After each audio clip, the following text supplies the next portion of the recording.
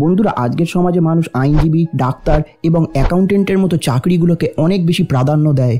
এই ধরনের কাজগুলোকে করতে গেলে এই পেশাদারদের অধ্যয়ন করবার ক্ষমতা, বিশ্লেষণ এবং যুক্তিযুক্তভাবে একটা চিন্তা করবার ক্ষমতা থাকতে হবে। আজকের সমাজ যেটা ইনফরমেশন এজ থেকে একটা কনসেপচুয়াল এজের দিকে এগিয়ে যাচ্ছে, সেই সমাজে সফল হতে গেলে একজন মানুষের সৃজনশীল চিন্তাভাবনা করবার শক্তি থাকতে হবে। যেই চাকরিগুলো আগে মানুষ ভালো বলে মনে করত, আজকের কনসেপচুয়াল এজে সেই কাজগুলোর জনপ্রিয়তা আস্তে আস্তে কমে আসছে। এতকাল ধরে মানুষ তাদের মস্তিষ্কের বাঁ দিকের ক্ষমতাকে বেশি গুরুত্ব দিত, কিন্তু আজকের কনসেপচুয়াল এজে সফল হতে গেলে একজন মানুষকে তার মস্তিষ্কের ডান দিকের অংশকে বেশি গুরুত্ব দিতে হবে। মস্তিষ্কের ডান দিকের অংশ নকশা, গল্প, সিম্ফনি, সহানুভূতি, খেলা এবং জীবনের একটা অর্থ বোঝার জন্য দায়ী থাকে। অতএব আমাদেরকে এই মস্তিষ্কের ডান দিকের অংশকে বিকাশ ও উন্নত করা শিখতে হবে। এই রকম করবার মাধ্যমে আমরা একটা নতুন মস্তিষ্ক তৈরি করতে পারি। এই নতুন মস্তিষ্ক আজকের কনসেপচুয়াল এজে আমাদেরকে সফল হতে সাহায্য করবে।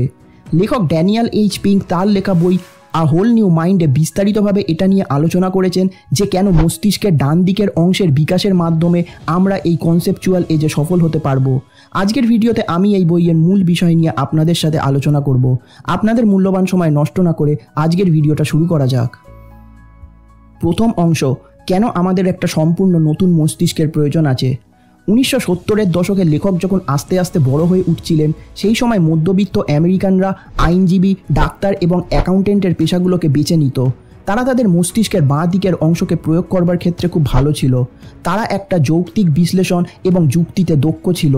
তারা যে কোনো একটা পরীক্ষা দেওয়ার ক্ষেত্রে ভালো ছিল এবং যে কোনো পরীক্ষায় তাদের সমস্ত জ্ঞানকে প্রয়োগ করতে সক্ষম ছিল। এই ধরনের পেশাদারদের নলেজ ওয়ার্কার্স বলা হতো এবং তারা সেই সময় সমাজের একটা অর্থনৈতিক উন্নত করতে সক্ষম হয়েছিলেন। লেখক বলেছেন, আজকের সমাজে একটা দোকানে অনেক ধরনের জিনিস পাওয়া যায়। মানুষের কাছে এখন অনেক বেশি অপশান। মানুষ আস্তে আস্তে এই সব পণ্যগুলোর প্রতি অসন্তুষ্ট হয়ে উঠছে। এর পরিবর্তে মানুষ এখন পণ্যগুলোকে কেনার সময় সেটা ডিজাইন, আধ্যাত্মিকতা এবং আবেগ বিচার করে তারপরে এই জিনিসগুলোকে কেনে। উদাহরণস্বরূপ, জামা কাপড় কেনার সময় মানুষ এখন শুধু এটা দেখে না যে জামা কাপড় তাদের শরীরকে উষ্ণ রাখবে এবং তাদের শরীরকে ঢেকে রাখবে। তারা এখন একটা পোশাকের সৌন্দর্য, ব্র্যান্ড এবং ইউনিকনেস দেখে তারপরেই সেই পোশাকটি কেনে।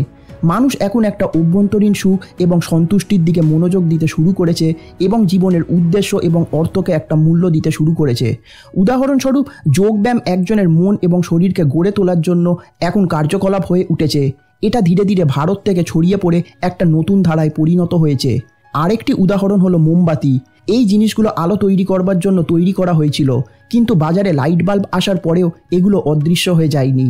এর পরিবর্তে মোমবাতি একটা পরিবেশ গঠন করবার ক্ষেত্রে জনপ্রিয় হয়ে উঠেছে। লেখক বলেছেন, মানুষ এখন তাদের মস্তিষ্কের বাঁ দিকের অংশকে নিয়ে অসন্তুষ্ট হয়ে উঠেছেন এবং তারা এখন আধ্যাত্মিক উপভোগ এবং সমৃদ্ধির দিকে মনোনিবেশ করতে শুরু করেছেন।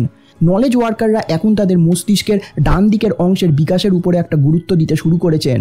লেখক বলেছেন, আউটসোর্সিংয়ের কারণেও নলেজ ওয়ার্কাররা একটা সমস্যার সম্মুখীন হয়। কোম্পানিগুলো তাদের খরচ কমানোর জন্য এবং ওয়েব প্রযুক্তির আবির্ভাবের সাথে সাথে তারা মস্তিষ্কের বাঁ দিকের কাজগুলোর জন্য বাইরে থেকে লোক ভাড়া করতে শুরু করেছে, অর্থাৎ তারা আউটসোর্স করতে শুরু করেছে। এর ফলে যারা মস্তিষ্কের বাঁ দিকের কাজগুলোকে আগে করত, তাদের চাকরি আর এখন নিরাপদ নয়। উদাহরণস্বরূপ, ডাচ কোম্পানি ফিলিপসের জন্য অনেক চাইনিজ ডিজাইনাররা এখন কাজ করে। লেখক বলেছে, আর একটা জিনিস যা এই বাঁ মস্তিষ্কের কাজ করা নলেজ ওয়ার্কারের চাকরিকে সমস্যার মধ্যে ফেলে দিয়েছে, সেটা হলো আর্টিফিশিয়াল ইন্টেলিজেন্সের আবির্ভাব। 2017 সালে চায়নার উজেনে অনুষ্ঠিত ফিউচার অব গো সামিটে অ্যালফাগো নামে একটা আর্টিফিশিয়াল ইন্টেলিজেন্স রোবট বিশ্বের 1 নম্বর গো খেলোয়াড় কি জাইয়ের সাথে খেলেন। বন্ধুরা, গো গেম হলো একটা বোর্ড গেম যেটা দুজন খেলোয়াড়ের মধ্যে খেলা হয়, যার লক্ষ্য হলো বোর্ডে বেশি জায়গা দখল করা। এই খেলায় আলফাগো 3-0 স্কোরে ম্যাচটি জিতে যায়। আর্টিফিশিয়াল ইন্টেলিজেন্স শুধুমাত্র এই গো খেলাতেই সীমিত নয়। 21 শতকে আর্টিফিশিয়াল ইন্টেলিজেন্স মানুষের মস্তিষ্কের বাঁ দিকের অংশের কাজগুলোকে খুব সহজেই করে ফেলছে। উদাহরণস্বরূপ, ইউকের অ্যাপ্লিজেনিক্স নামে একটা কোম্পানি এমন একটা সফটওয়্যার তৈরি করেছে যা মানুষের একদিনের কোডিংয়ের কাজকে কয়েক সেকেন্ডে করে দেবে। এছাড়াও এমন একটা কম্পিউটার আছে যা একজন রোগীর অবস্থা নির্ণয় করতে পারে এবং সেই অনুযায়ী তার চিকিৎসা বলে দেয়। যেই চুক্তিগুলোর জন্য উকিলদেরকে আগে হাজার হাজার ডলার দিতে হতো, এখন সেই সব কাজগুলো অনলাইনে হয়ে যায়। অতএব আপনি নিজেকে এটা জিজ্ঞেস করুন যে আপনি যে পণ্য বা পরিষেবা অফার করছেন তা কি মানুষের বস্তুগত ইচ্ছাগুলোকে পূরণ করতে পারে। আপনার কাজগুলোকে কি আউটসোর্স করা সম্ভব? আপনার দক্ষতা কি একটা কম্পিউটারের থেকে বেশি? যদি আপনার উত্তর না হয় তাহলে আপনাকে সতর্ক হতে হবে, কিন্তু আপনি ভয় পাবেন না।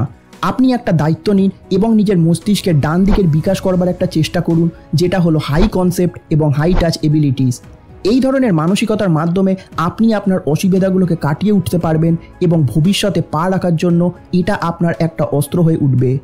হাই কনসেপ্টের ক্ষমতার মাধ্যমে মানুষ আগের জনপ্রিয় কাজগুলোর মধ্যে একটা পরিবর্তন আনতে সক্ষম হয়েছেন। মৌলিক আইনি শর্তাবলীগুলো এখন অনলাইনেই পাওয়া যায়। তাহলে আইনজীবীরা তাদের চাকরি বাঁচাবার জন্য এখন কি করবে? আইনজীবীদের তাদের চাকরি বজায় রাখার জন্য তাদের ক্লায়েন্টদের সমস্যাগুলোকে মনোযোগ সহকারে শুনতে হবে এবং তাদের দাবিগুলোকে আরও ভালো করে বোঝার একটা চেষ্টা করতে হবে। তারা তাদের ক্লায়েন্টদের বিশ্বাস অর্জন করবার জন্য একটা আবেগেরও ব্যবহার করতে পারে। লেখক বলেছেন ইমোশনাল ইন্টেলিজেন্সের মতো দক্ষতাগুলো, যেমন সহানুভূতি দেখানো বা বিবেচনা করবার মতো বৈশিষ্ট্যগুলো ধীরে ধীরে একটা চাকরি পদের জন্য একটা অপরিহার্য দক্ষতা হয়ে উঠেছে। উদাহরণস্বরূপ, কনসাল্টিংয়ের কাজ এখন অনেক বেশি মনোযোগ আকর্ষণ করছে এবং এই কাজের পদের সংখ্যাও ব্যাপকভাবে একটা বৃদ্ধি পেয়েছে। কিন্তু এখন প্রশ্ন হলো, কিভাবে আমরা আমাদের মস্তিষ্কের ডান দিকের অংশের বিকাশ করতে পারবো? এর পরের অংশে লেখক এই বিষয় নিয়ে আলোচনা করেছেন। দ্বিতীয় অংশ, 3 এসেন্সিয়াল হাই কনসেপ্ট এবিলিটিস। লেখক এই অংশে 6টা হাই কনসেপ্ট এবং হাই টাচ এবিলিটিস নিয়ে আলোচনা করেছেন, যার মধ্যে রয়েছে নকশা বা ডিজাইন, গল্প, সিম্ফনি, সহানুভূতি, খেলা এবং জীবনের অর্থ বোঝা। লেখক বলেছেন আপনি যদি এই 6টা জিনিসের বিকাশ করতে পারেন তাহলে আপনি আপনার ডান দিকের মস্তিষ্কের বিকাশ করতে পারবেন। সর্বপ্রথম নিজের ভেতরে ডিজাইনের ক্ষমতাকে বিকাশ করবার জন্য লেখক বলেছেন আপনি আপনার চারপাশকে ভালো করে পর্যবেক্ষণ করুন। আপনি রাস্তার ধারে উঁচু বিল্ডিংগুলোর ডিজাইন দেখতে পারেন, আপনার চারপাশে টেবিল চেয়ারের ডিজাইন দেখতে পারেন, জামা কাপড়ের ডিজাইন দেখতে পারেন। লেখক বলেছেন আমাদের চারপাশে সর্বত্র ডিজাইন ছড়িয়ে আছে, কিন্তু মানুষ এটার ওপরে খুব কম মনোযোগ দেয়। লেখক বলেছেন ডিজাইনগুলোকে লক্ষ্য করবার মাধ্যমে আমরা নিজেদের ভিতরে নতুন চিন্তাভাবনা করবার ক্ষমতাকে বিকাশ করতে পারি। আপনার কাজ যাই হোক না কেন, ডিজাইনগুলোকে বোঝার মাধ্যমে আপনি অন্যদের সমস্যাগুলোর একটা সমাধান করতে পারবেন, অন্যদের আরও ভালো করে বুঝতে পারবেন, জিনিসগুলোর অর্থ বুঝতে পারবেন এবং তাদের অর্থ দেওয়ার ক্ষমতাকে আপনি উন্নত করতে পারবেন। এই ধারণাগুলো অবিকল সেই দক্ষতা যা মানুষের এই কনসেপচুয়াল এজে প্রয়োজন আছে। আজকের দিনে প্রতিটা কোম্পানি তাদের পণ্যগুলোকে একটা যুক্তিসঙ্গত মূল্য এবং গুণমানের সাথে বাজারে ছাড়ে। আজকের দিনে যেই কোম্পানিগুলো তাদের পণ্যের ডিজাইনের উপরে কাজ করবে তারাই বাজারে এগিয়ে থাকবে। লেখক বলেছেন ডিজাইনের পরে যেই জিনিসটা আমাদের মধ্যে বিকাশ করতে হবে সেটা হলো একটা গল্প বলবার ক্ষমতা। বিজ্ঞানীরা এটা প্রমাণ করে দিয়েছে যে মানুষ তথ্যের তুলনায় একটা গল্পকে খুব সহজে মনে রাখতে পারে এবং সহজে বুঝতে পারে। আজকের ইন্টারনেটের যুগে যে কোনো একটা পণ্যের তথ্য আপনি অনলাইনে পেয়ে যাবেন, তাই গ্রাহকদেরকে আপনার পণ্যের তথ্যগুলোকে দিয়ে আপনি তাদের মন জয় করতে পারবেন না। এর পরিবর্তে আপনি যদি গ্রাহকদেরকে আপনার পণ্যের তথ্যগুলোকে একটা গল্পের মাধ্যমে বলতে পারেন তাহলে এটা তাদেরকে উৎসাহিত করবে। অতএব আমাদেরকে গল্প বলার ক্ষমতাকে ভালো করে বুঝতে হবে এবং আমাদেরকে এগুলোকে ভালো করে ব্যবহার করতে হবে যাতে এই পণ্যগুলো অন্যদের থেকে আলাদা হতে পারে। এরপর লেখক বলেছেন ডিজাইন এবং গল্প ছাড়া তৃতীয় যে ক্ষমতা আমাদের এই কনসেপচুয়াল এজে প্রয়োজন আছে সেটা হলো সিম্ফনি। সিম্ফনির অর্থ হলো সব জিনিসগুলোকে একত্রিত করা।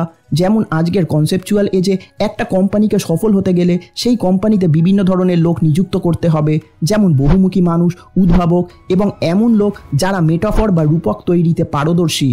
লেখক বলেছেন যারা মেটাফর বা রূপক ব্যবহার করতে পারদর্শী তারা একটা সিম্ফনি তৈরি করতে পারে।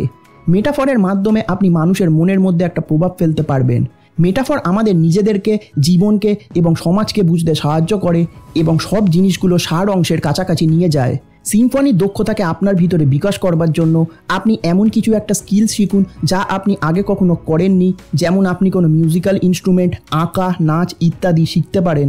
এর পরের অংশে লেখক সহানুভূতি, খেলা এবং জীবনের অর্থ বোঝা এই জিনিসগুলোকে কিভাবে আমরা বিকাশ করতে পারবো সেটা নিয়ে আলোচনা করেছেন।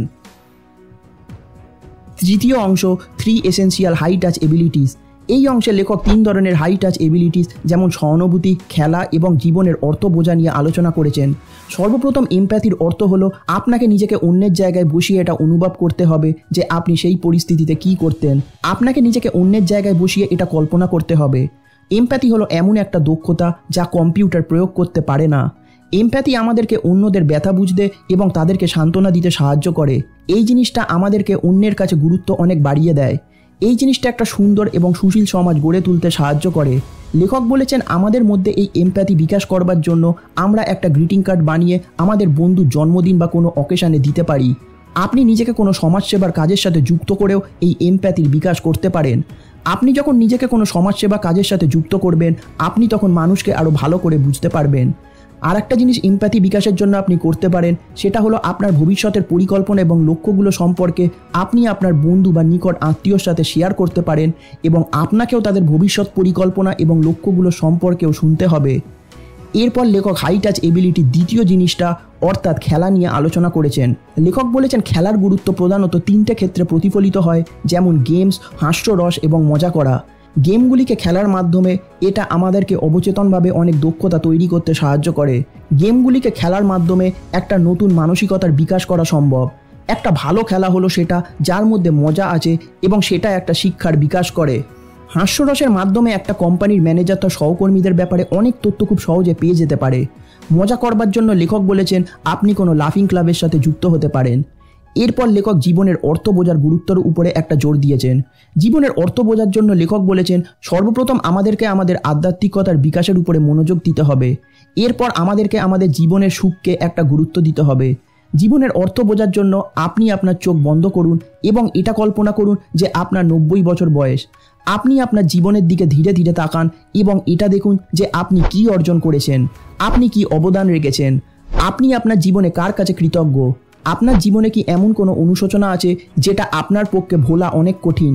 আপনি এক মুহূর্তের জন্য এই জিনিসগুলো ভাবুন এবং তারপর চোখ খুলে আপনার বর্তমানে আপনি আবার ফিরে আসুন। এরপর আপনি এখনই আপনার বাড়ির থেকে বেরিয়ে গিয়ে একটা গিফট কিনুন এবং থ্যাংক ইউ কার্ড নিয়ে সেই ব্যক্তিটির কাছে ছুটে যান যার জন্য আপনি কৃতজ্ঞ। এরপর আপনি প্রতিদিন নির্দিষ্ট কোনো জিনিসের জন্য একটা কৃতজ্ঞতা প্রকাশ করুন। আপনি আপনার জীবনের অনুশোচনাগুলোকে পূরণ করুন, আপনার সম্মান ফিরে পাওয়ার একটা চেষ্টা করুন এবং একটা নতুন জীবন উপভোগ করবার জন্য সুযোগ সন্ধান করুন। এই ধারণাগুলোকে কাজে লাগানোর মাধ্যমে আপনি আপনার জীবনের একটা পরিবর্তন করতে পারবেন। বন্ধুরা, আজকের ভিডিওটা আমি এখানেই শেষ করছি। আপনারা যদি এই বইটা ডিটেলসে পড়তে চান তাহলে নিচে দেওয়া লিঙ্ক থেকে আপনারা এই বইটা কিনতে পারেন। আশা করি ভিডিওটা আপনাদের ভালো লেগেছে। যদি ভালো লেগে থাকে তাহলে ভিডিওটিকে লাইক করে দিন এবং চ্যানেলটিকে সাপোর্ট করবার জন্য সাবস্ক্রাইব করে দিন। ধন্যবাদ।